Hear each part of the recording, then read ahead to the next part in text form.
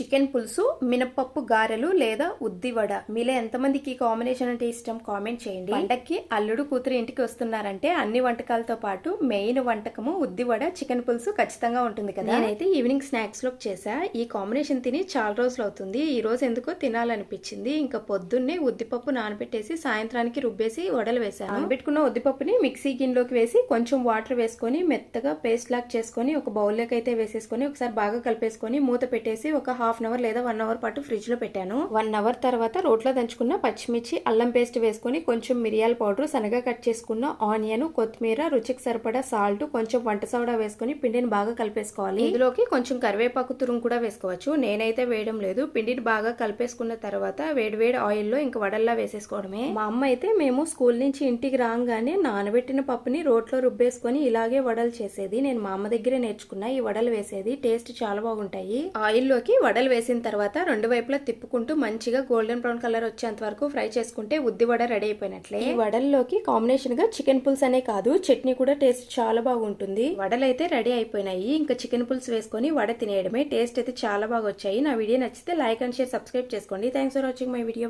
Bye.